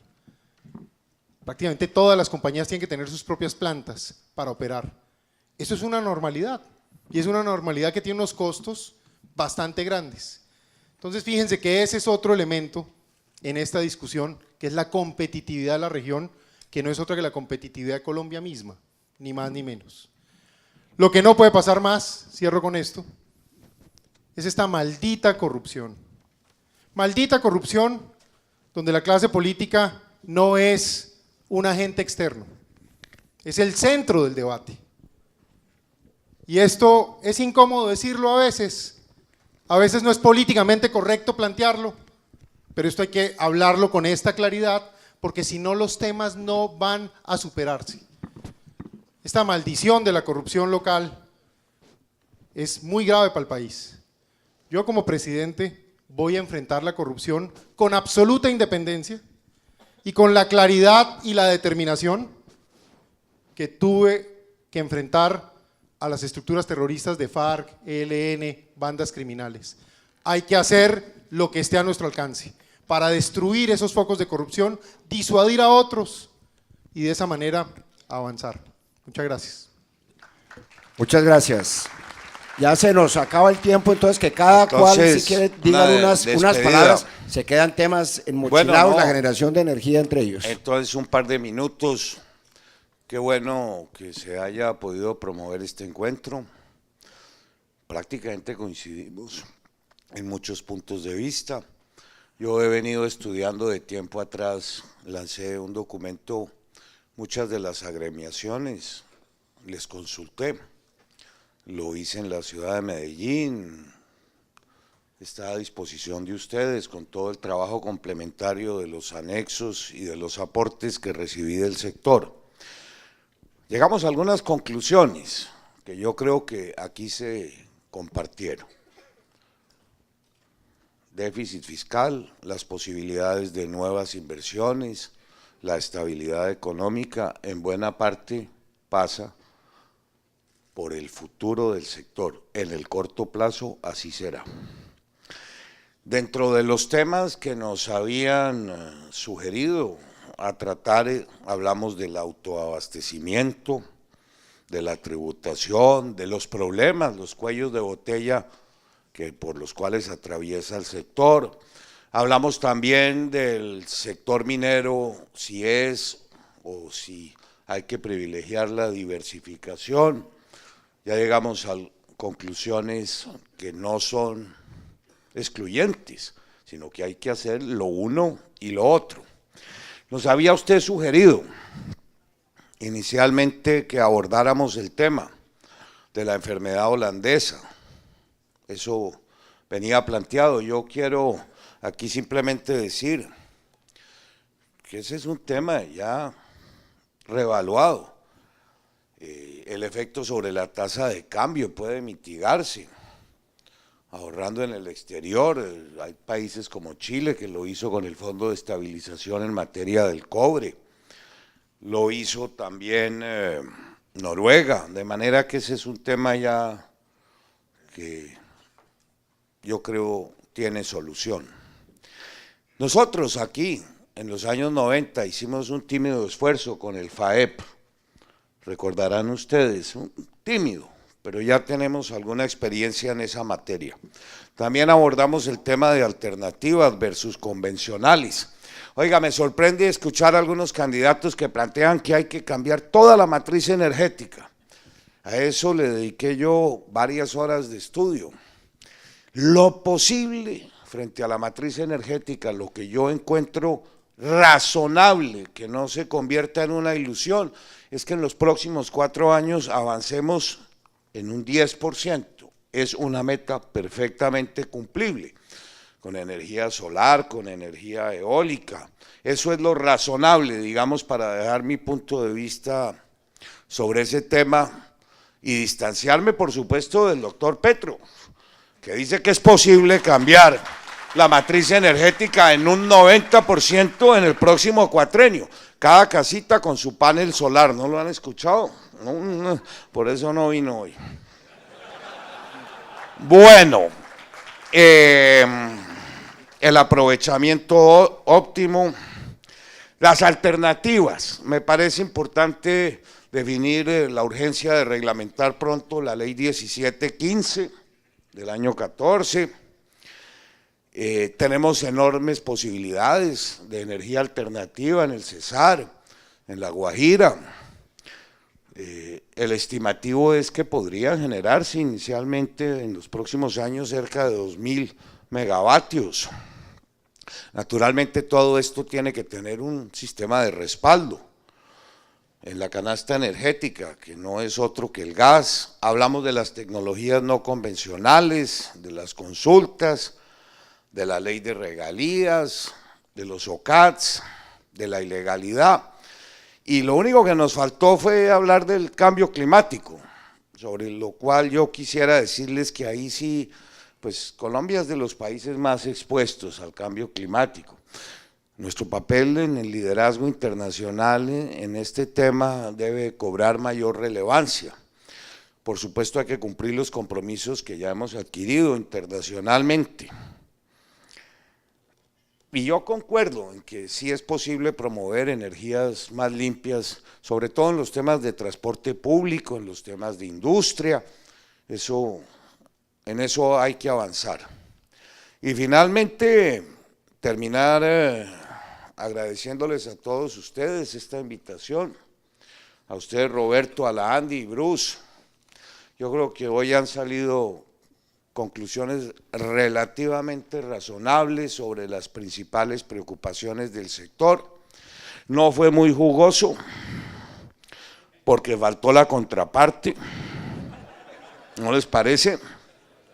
Hubiera sido deseable, pero yo creo que habrá nuevas oportunidades de que nos expliquen qué es lo que están proponiendo y de qué alcance son las locuras con las cuales están atrayendo particularmente a la juventud. Esta mañana me fui para la universidad aquí pública, en Bolívar. No, casi me linchan. Cuando me preguntaron sobre estos temas y les dije lo que pensaba. De manera que ese riesgo de verdad se va a vivir en este debate electoral. Yo no quisiera ni pensar sobre el futuro del país de que se llegue a tomar una decisión equivocada. Mil gracias a todos y nuevamente por la invitación. A usted, doctor Germán Vargas, muchísimas gracias. Doctor Iván Duque. Muchas gracias, doctor Roberto.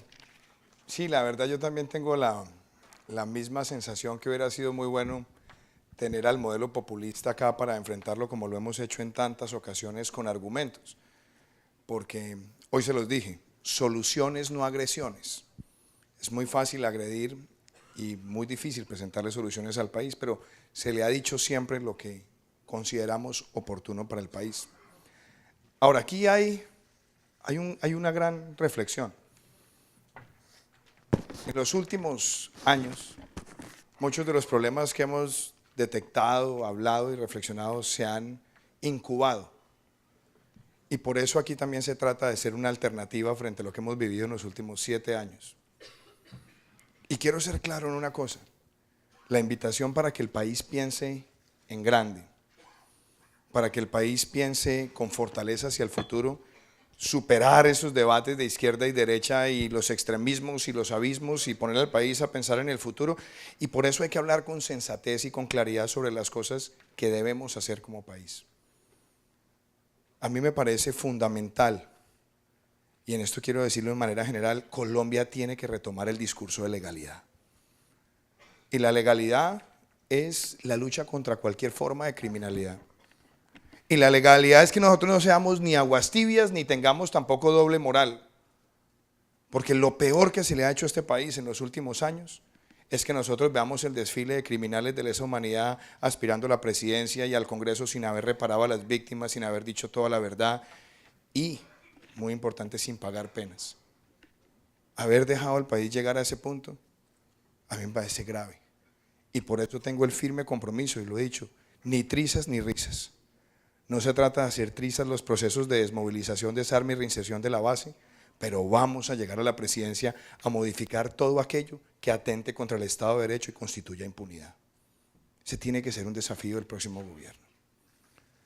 Eso también implica que nosotros tengamos absolutamente claro lo que hay que hacer con la corrupción, como lo decían ahora algunos de mis compañeros.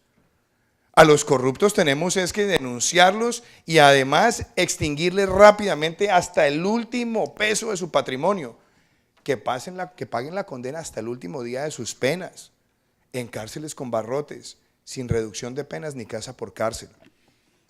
No como estamos viendo que se quedan con una platica, pagan otra y se van un poquito tiempo y después salen descaradamente a burlarse del país. Enfrentar todos los fenómenos de criminalidad, de ilegalidad que hay en el país. Eso es legalidad. Y lo segundo es emprendimiento, y ahí me quiero referir al emprendimiento apelando a este sector. ¿Cuál es el reto? El reto es enmendar todos los errores que aquí se cometieron con la industria petrolera. Es que esto no fue porque se cayeron los precios, señores. Ustedes saben que a finales del 2014 ya se estaban empezando a ver los problemas incubados que había acá de licenciamiento previo, que no se hizo nada. Y estaban dejando que el sector tuviera que ir a mendigar a las instituciones del Estado, a pasar largos trámites y el Estado mirando con indiferencia. Esta fue la herencia también que le dejó la política, la mal hecha política energética de este gobierno. A los sectores hay que escucharlos oportunamente y buscar articular con las comunidades para resolver los problemas. Aquí hemos hablado de lo que queremos, la reforma a las regalías. Y dicen, no, pues es que nada más se puede 30. Yo la verdad tengo una discrepancia. Es que el problema no es que las otras regiones no van a aceptar, es que si no lo aceptan, en 5 años no van a tener ni un peso. Entonces no es nuevamente buscar el óptimo posible de una negociación política transaccional en el Congreso, es decirle al país, por lo menos a los que no la generan, estabilizar un flujo que van a recibir de lo proveniente de las regalías. Yo fui 2 veces ponente del presupuesto bianual, incorporé los puntajes, incorporé la transparencia y ni siquiera con lo que nosotros logramos incorporar, logramos sacar de las fiducias la plata que está sentada ahí de los fondos de desarrollo regional y de los fondos de ciencia y tecnología. Esa reforma hay que hacerla por el bien del país ya mismo y liberar esos recursos para que se conviertan en inversión real, cantante y sonante para fomentar la diversificación económica en el país. Y energía. Miren, ¿sabe una cosa? Yo se los tengo que decir de corazón. Aquí hay muchos amigos con los que hemos compartido y con los que hemos debatido. Pero aquí hasta que nosotros no entremos a la médula del modelo regulatorio energético, aquí no va a haber tutía para que entren las renovables.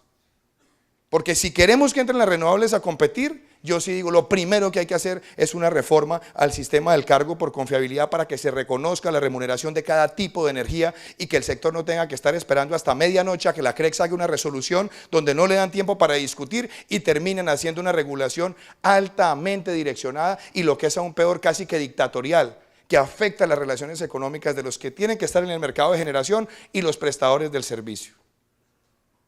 Y si queremos entrar en las renovables, entonces tenemos que también mirar qué vamos a hacer para que se reconozca la intermitencia de esa energía. Y que nosotros digamos de las 16.600 megas que hay instaladas de capacidad energética en el país, ¿cuántas son en este momento renovables y qué vamos a hacer para estimularlas? Y también que tengamos sistemas de subastas más transparentes y que no tengamos algunos participantes en el mercado incidiendo favorablemente hacia su tipo de energía, afectando también la claridad regulatoria para que integralmente manejemos el país en lo energético. Y eso también tiene que ver con el manejo del kilovatio. Yo no puedo creer cómo el cargo por confiabilidad en este país remunera a unas plantas viejas y amortizadas mucho más que las plantas nuevas que se han hecho, casi que creando barreras de entrada para muchos sectores. Y yo también se lo digo al sector minero, aquí no se trata de satanizar o de escoger, no, aquí lo que se trata es que todos los sectores económicos convivan en un modelo de producir conservando y conservar produciendo.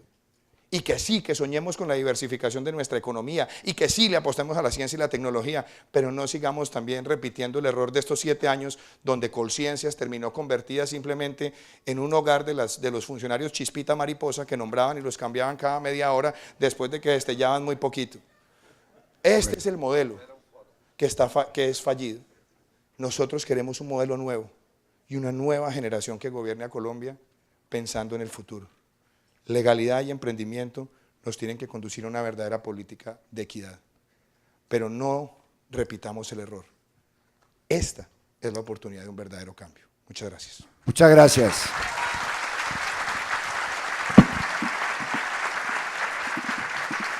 Y para cerrar, doctor Pinzón. Esos aplausos no son de bienvenida para mí, ¿no? Muy bien. Lo primero que yo quiero reiterar frente al tema del foro es: el país no tiene que ponerse en la tarea de imaginarse si es una opción o no impulsar el desarrollo minero energético y de hidrocarburos en Colombia. Es un deber que tenemos, es una necesidad que tenemos.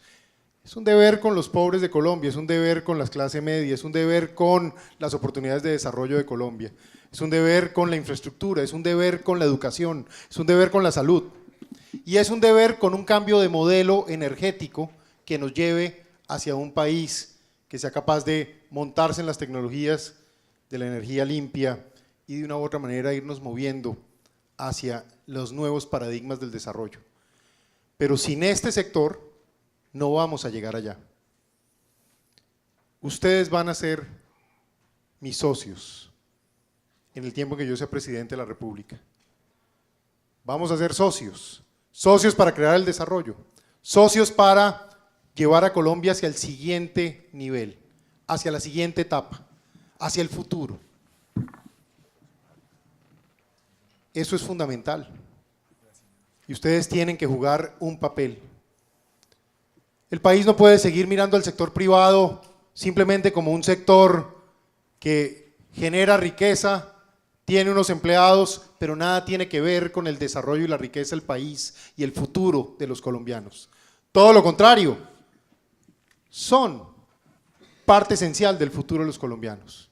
Y tenemos que retomar estos discursos y este sentimiento en la opinión pública.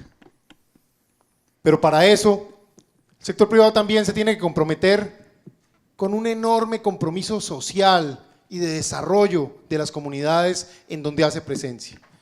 Y tiene que comprometerse, y sé que lo están, con un país que es una potencia verde. Yo no veo incompatible que Colombia sea una potencia minero-energética, pero que también sea una potencia de economía verde. Ese es el país que yo voy a liderar. Y ustedes son fundamental para hacer ese puente. Muchas cosas tendremos que hacer, muchas decisiones que hemos discutido hoy que son temas de política y de detalle. Como presidente, a lo que sí me comprometo es una gran coordinación y a ejercer como ya lo he hecho. Porque yo no vengo del mundo político, yo nunca había hecho política en la vida. Yo lo que sé es dirigir, gobernar, producir resultados. Eso sí sé hacer, como ustedes. Al sector privado le aburre mucho este tema de que viene la gente y echa discursos y habla cuentos, pero poco se hace para producir resultados, para hacer métricas, para hacer hechos y transformaciones y para asumir los errores. Porque quien ha ejercido alguna vez el liderazgo sabe que la distancia que hay entre una idea y los hechos que pasan es grande. La retórica no es suficiente, la experiencia, la preparación, el conocimiento de la realidad nacional, caminar el terreno de juego, haber pateado los goles, haberlos tapado y a veces haber sufrido los goles, hace la diferencia totalmente. Por eso yo estoy en esto. Yo amo mi patria, amo a Colombia, me criaron para esto, para amar a mi país. La vida me pasó muy rápido y tuve más cargos de lo que normalmente se tiene a esta altura. Y me tocó asumir responsabilidades que espero nunca más me toque al nivel de riesgos y decisiones que se tomaron. Pero si me toca, yo ya las tomé y no me cuesta cuando es necesario. Pero yo quiero ahora poner toda esta experiencia que es difícil compararla, pero dudo que haya otra gente en el país que tenga hoy esta experiencia en materia de seguridad, en materia de formación y conocimiento de la economía, en materia de relaciones internacionales, en materia de conocer el terreno, de conocer a Colombia, y con la formación y la educación que solo las buenas notas me dieron para obtener las becas que obtuve. Toda esa experiencia, en lugar de llevármela para mi casa y ver cómo capitalizo esto, es para mi patria, es para Colombia, es para ustedes. El país no puede terminar simplemente en el miedo, en el miedo. ¿Qué miedo? Nos va a llegar el coco, nos va a comer. O en la rabia en la que está hoy todo el país, que es una furia infinita de las clases menos favorecidas que de una u otra manera están furiosos con la clase dirigente por la corrupción, la ineficacia y las peleas políticas que distan del bolsillo de las familias y del futuro de la gente. El país no puede terminar orientado simplemente por el miedo o la rabia, que se oriente por la sensatez, que se oriente por la esperanza, que se oriente por la experiencia, que se oriente por el carácter, que se oriente por el liderazgo sano, fresco, moderno, fuerte, probado. Mil gracias de verdad por la oportunidad, un placer estar aquí. Señores candidatos, muchísimas gracias. Doctor Bruce McMaster, muchas gracias, muy bien organizado, son las 5 en punto, cumplí yo, y a ustedes muy amables, que pasen una feliz tarde. Han aprendido estos jóvenes, ¿no? Bueno, mil gracias a todos.